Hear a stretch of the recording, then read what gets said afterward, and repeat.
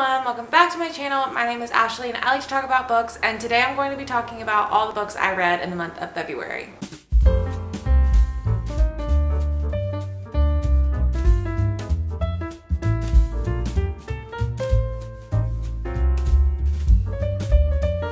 I am a little bit late posting this wrap up. February is just a short month. It was a chaotic month. March has been a chaotic month so far in these first couple days as well, and I have just been really busy and have not sat down to talk about the books I read until now. I also just didn't really read that much in February, so I don't have as much to talk about, and a couple of the books I read are for a video that hasn't come out yet, so I don't want to give too much information about them, so this just might be a mess, but it's gonna be fine. We're just gonna roll with it. So I'll just go ahead and start by telling you about the books that I read for a video that hasn't come out yet, and I'll just tell you what the video is because I don't really care. No surprises here. I did a video where I read books about cults for a week. They were all fiction books about cults. So I read The Incendiaries by R.O. Kwon, The Project by Courtney Summers, and The Girls by Emma Cline, which I had on audiobook. So I don't really want to tell you what I thought about these books yet because I want you to be able to watch the vlog and explore it yourself to see if I loved these books, hated these books, just felt kind of meh about them. So I'll just leave that as a cliffhanger for now. But if you're interested in these, The Project was a new release from Courtney Summers, so I know a lot of people have this on their radar. I will be talking about them very soon in the very next video that will come out. Another timely book that I read in February was Behind Her Eyes by Sarah Pinborough. I've owned this book for years, like for as long as it's been out, and it has just been sitting on my shelves and I just never really felt like picking it up. I know it's really polarizing. It's one of those thrillers that people either love or hate, and so I just stayed away from it for a long time, but because the show came out on Netflix in February, I just figured it was time to give it a go. So I actually read this entire book and watched the entire show, and I will say they are exactly alike. And even like word for word dialogue in the show is the exact same as reading the book. So don't feel like you have to read the book before you watch the show unless you want to know what the show is about, I guess. This is pretty much just a domestic thriller about this single woman. She's a single mom and she is working for the psychiatrist, and like before she knows she's working for him, they meet each other in a bar and have like a little kiss, a little moment, and then she goes to work and realizes that he's her new boss and it's awkward. He also has a wife and she ends up becoming kind of friends with the wife too, and then she just learns some weird things as she becomes even more entangled in their marriage from both sides. So it sounds like just your average domestic thriller, but the twist at the end of this book is out of this world insanity. I loved it. I gave this book 5 stars. I thought it was so much fun. I actually had the ending for this spoiled for me before I read it, just because it's been out for so many years that I knew a component of the twist of this book and like how it was weird. I didn't know the exact details of like which characters were being affected by this certain plot twist and how it was all going to play out, and I didn't actually know a secondary twist that happens in the end. But I will say I actually enjoyed kind of knowing the spoilery part of the end, because as I was reading the book, I could pick up on things that were just making more sense, which is really rare. Usually I hate when a thriller is spoiled and I don't want to read it, but I had a lot of fun with this one. And I also think it was fun to have read the book and have all the full knowledge and then go watch the show, because there's just so many things you see and pick up on as you're watching the show if you know what's going on the whole time. So I would recommend. I thought it was a fun time. If you're just interested in the show, don't feel like you have to read the book. If you want to have a really good understanding of the show and like have a fun time like knowing the plot twist, if that's the kind of thing that you like, then either get a spoiler for what's going on or read the book before you watch the show. But generally I thought it was a fun time. The first book I read in the month of February was Elatsoe by Darcie Little Badger. This is a young adult mystery. It's about this girl whose name is Elatsoe, and she can raise the ghosts of things. So she has like a ghost dog. It's a very otherworldly, like magical type story. And essentially what happens is in the beginning of this book, her cousin dies and she wants to investigate what happened to her cousin. She doesn't think it was an accident. And so that is what spurs the novel. She's trying to figure out what happened to her cousin. She's also learning things about her past and her history and her family. I know a lot of people really love this book, but I just kind of gave it like a 3 star. I thought it was okay. I was a little bored at times. The pacing wasn't great for me. It just wasn't what I was expecting because I've heard it be hyped up so much, and I just expected it to be super magical and super whimsical feel, but it just really wasn't that, which is fine. It just wasn't what I was expecting. So it was more of just like a 3-star read, but I would still recommend this. I think it is a very good novel. It does a good job of this extended metaphor and the allegory and the way that the story is set up. Honestly, it feels like so long ago since I've read it. I really don't even remember that much about it, which is just kind of a sign that it didn't really work for me anyway. But this was Darcie Little Badger's debut novel. I would definitely read more from Darcie Little Badger in the future, and I would still recommend this book. It just wasn't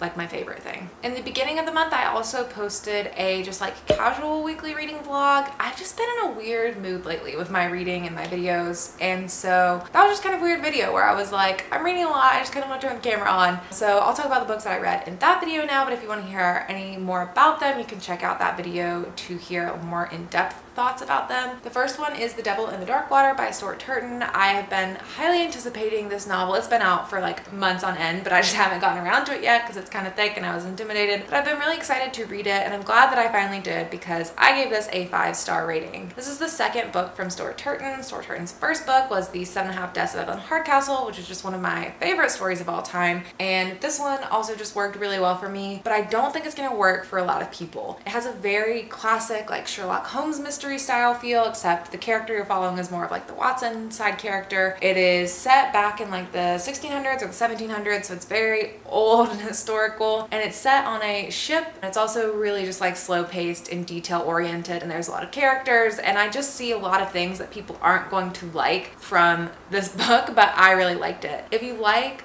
thrillers or mysteries that are more literary heavy and have more rich prose and not necessarily like the short choppy chapters where they leave you hanging on cliffhangers and you're just like flipping through the pages you can't wait to get through, that's not the type of book that this is. But I just thought it was a lot of fun. I thought it was written really well. I guess I should tell you what it's about. So at the set of the story, we have a detective who is being contained, imprisoned, I guess you could say. He is getting ready to board this ship because the person who is containing him is like taking him overseas somewhere. The details don't matter that much, but he's going with his bodyguard, and when they get on the ship, they're basically like might be a devil or demonic force that's like messing with the people on the ship, and it's like creepy and you don't know what's gonna happen and who's gonna die, and it just is a spooky time. And the detective would, you know, solve the mystery, but he is contained in the cell, so his bodyguard is the main character who is out trying to solve this mystery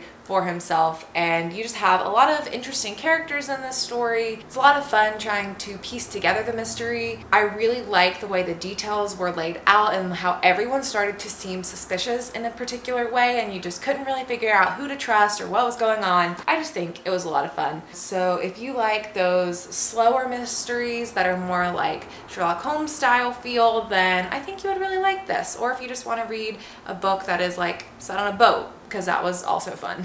In that same video, I also read What Big Teeth by Rose Szabo, and this is another 5-star. I love this book so much. This is a new release that came out. It is a young adult horror, I guess is how I would categorize it, and it's about this girl who has been sent away. She's been at boarding school for like the past 8 years. Then some sort of incident happens. It's pretty unclear in the beginning as to what has happened, but she has to return home to her family, who she hasn't seen in all this time, and they're like monsters, I guess is the best vague way to describe it. Pretty much werewolves, but there's a couple different things going on in this family, and she has to become reacquainted with the family. You learn that there was an incident that got her sent away in the first place, and you're just trying to figure out what happened to her. She's trying to figure out what happened to her. She's trying to figure out her family. She's trying to figure out what to do with her life. It's just a really fun time. These are like the weirdest set of characters I've read in a while. This is the weirdest book I've read in a while, and again, a lot of people probably won't like this book. It is very slow paced. It doesn't feel like a lot's happening. I just see so many people are going to be disappointed by this, but if you like really weird stuff, then I think you would enjoy this one as well. To me, this does like all the things that I've been looking for in Rory Powers books, but I have not enjoyed Rory Powers books. So if you didn't like Wilder Girls, but you really liked the idea of Wilder Girls,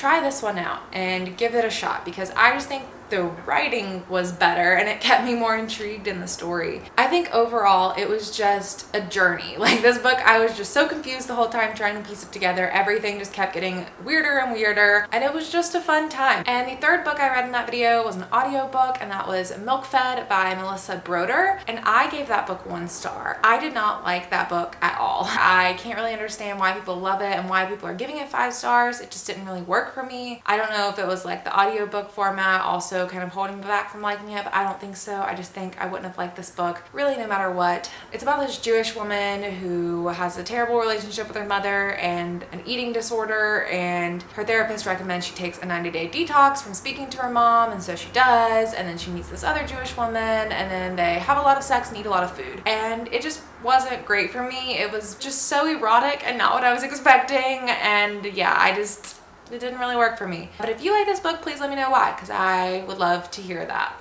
And then I had 2 other audiobooks I listened to this month, one that I DNFed and one that I really enjoyed. So the one that I DNFed was Hidden Valley Road. This is a nonfiction story about this family where they had a bunch of kids, and all the kids, I don't know if all of them, but a lot of the kids, like 9 kids, developed schizophrenia, and then they were used for a lot of research and case studies to understand schizophrenia better. And I was really expecting to love this. I was super interested in the story. I'm super interested in stories about mental health, especially nonfiction ones. But the writing style of this was just so boring to me that I could not force myself through it. I got like 20% through and I was just not having a good time. So I just called it a DNF. I would love to read more about this story, but not in this book. Like, I would love to watch a documentary or read an article about this story, but the way this book was written was just so... Oh, hello, Cooper. The way this book was written, it was just so not fun for me. It just felt like reading a textbook, and I couldn't really force myself through it anymore. But if you have any other recommendations for places that you've learned about this story that is not this book, let me know. And then the other audiobook I listened to this month was The Sanatorium. This was the Reese Witherspoon book club pick for February, and I was amazed that I was able to snatch it up on Libby, and I'm so glad I did because I really liked it. This is a thriller that is set at this luxury spa hotel place. This woman, her brother has just recently got engaged, and she has sort of an estranged relationship with her brother, but he has invited her out to this spa slash luxury hotel resort thing, I guess, to celebrate, but she's like, feels a little weird about it because she's like, I don't know, we're disconnected, but she actually has some ulterior motives for being there, which you learn about in the story, and I won't spoil here. But what makes this so creepy is it is set in this isolated location. It's really snowy. They end up getting snowed in, and this place used to be a sanatorium, and it got converted to this luxury hotel. So it's just creepy vibes all over. It's super gothic. I had a great time with it. I thought it was so much fun. What the story is basically about is they get there, and then after the first night, the fiance goes missing, and they are trying to figure out what's going on with her. Our main character used to be a detective, so she has some detective skills she's putting to use. And then there's also another woman who goes missing, and you're just trying to figure out, why are these people going missing? What's going on? You don't know who to trust. You really can't trust anybody, not even your narrator, and I just had a fun time with it. I will say, after I finished it, I was reading reviews for the book, and a lot of people were bashing on a lot of things about it and just saying how stupid a lot of details were, and I totally agree with a lot of that. The main character, to have been a former detective, was like really bad at being a detective,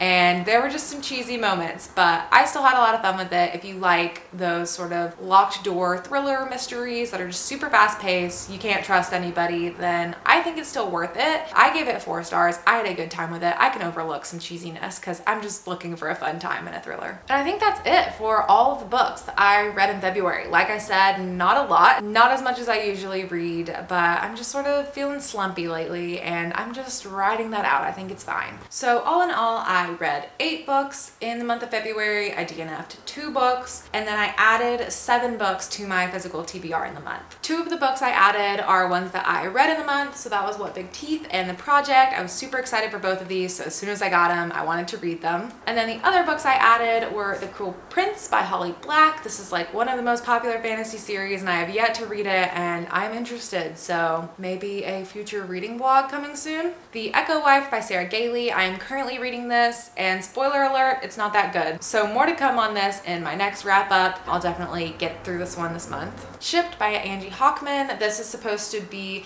a romance that is like The Unhoneymooners meets The Hating Game. I love The Unhoneymooners. I haven't read The Hating Game. I started it and didn't really like it, so thought this one sounded like it was gonna be up my alley and a fun time. And then The Dangers of Smoking in Bed by Mariana Enriquez. This is a short story collection that I am just super interested in. I love this cover. I love the title. I love everything about it. Will I love the stories? To be determined. I'll probably read this one this month as well, so you'll see this one pretty soon. And then I have lost all concept of time, but I'm pretty sure this was a book that I got in February. It could have been January, but I think it was February, but I can't believe we're already in March. So honestly, I don't know. But at some point in recent weeks, my friend Hannah sent me This Is How You Lose the Time War by Max Gladstone. This is a book I've wanted to read for a very long time, and Hannah was so sweet and saw that it was on my wish list, and she was like, girl, you want me to send you that book? And I was like, abso-freaking-lutely. So thank you so much, Hannah. I'll link her channel down below so you can check it out if you haven't yet. But I'm just so excited to get to read this one. Also a book I anticipate reading in the month of March because it's super short and I just heard the greatest things about it. So can't wait to get to this one. So all in all, that leaves my physical TBR number at a number that is to be determined by me. Editing Ashley will put the number in here later. As you know, I track my physical TBR number every month to see if it's consistently going down, and it hasn't gone down as much as I wish it would. That's okay. Like I said, it's just like a slower reading time for me, but maybe it'll pick up again soon.